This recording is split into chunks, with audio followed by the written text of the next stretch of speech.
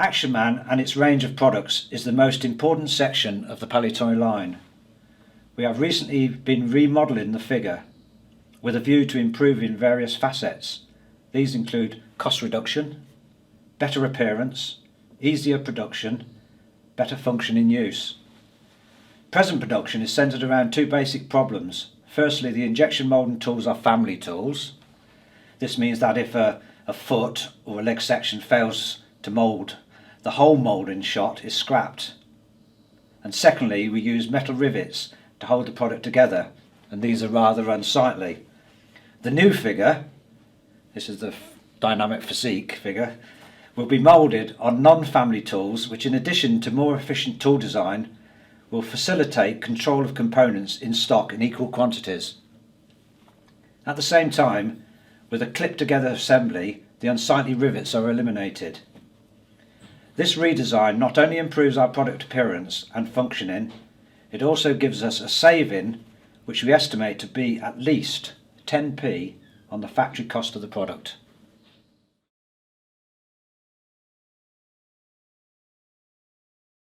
We wanted to do some of our own vehicles, essentially British, and we saw this Scorpion reconnaissance vehicle which looked like a tank.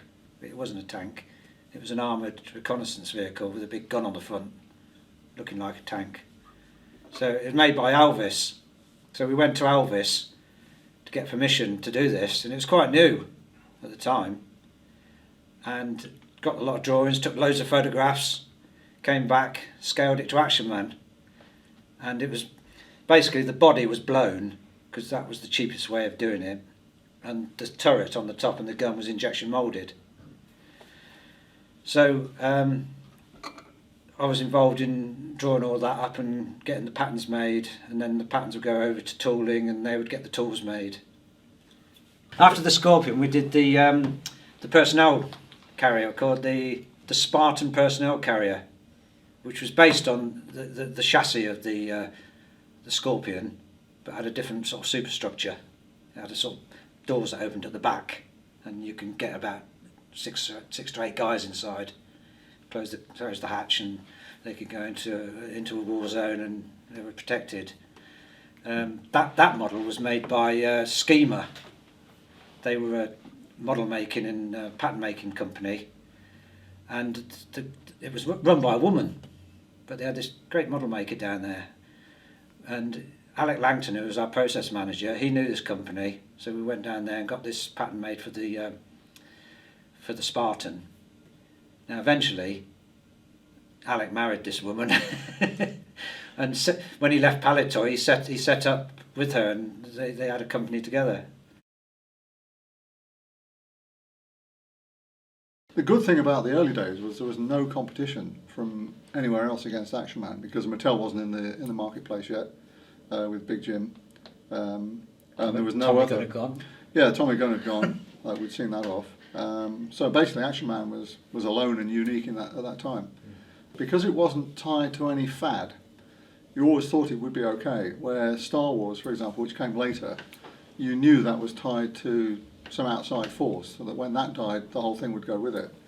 But with Action Man, it was based on real life, and we used to take stuff from real life and bring it out. For example, the Iranian siege by the SAS.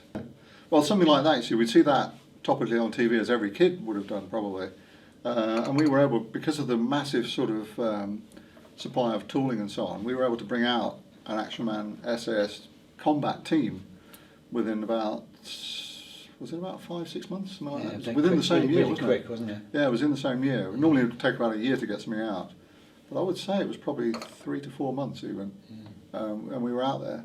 I used to like the SAS one best because I think it was probably the more aggressive. I mean, the trouble with Action Man was as we started to enter Europe with it, we had to tone down the sort of aggressive side of it very much, and we went into adventurers and all this, which never really worked. Indians. Cowboys and Indians. I mean, it never worked. It was really very poor. I mean, funnily enough, it never really worked in Germany or France, where the other things were. But I think it was actually the SAS where Action Man probably looked at and played the best, because of the the role that the SAS took. You had dinghies and you had all kinds of other accessories that went with it, whereas most of the other things were singular. So you'd have an Action Man soldier or a Coldstream Guard or whatever it was, individual Action Man types. This is really the first time we did a combat set with all the periphery stuff. No, I think what we wanted to do was keep away from any unpleasant sort of conflicts. Somehow the Germans was, it's difficult to say this, but you always felt that the German side of it was a more conventional war, where it's quite okay to bring out a stormtrooper because kids were familiar with that. But a Japanese soldier, I think, was, with all the connotations of the war that brought with it, we never thought we'd do that. We never wanted to do that.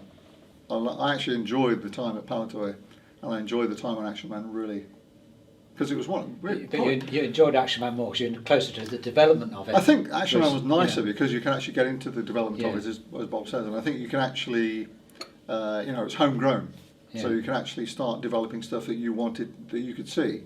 With Star Wars, you're taking somebody else's designs and so on, but the marketing of Star Wars was far more sophisticated than Action Man, and that was the bit that, for a marketing guy, was the the challenge and the excitement and the enjoyment of it.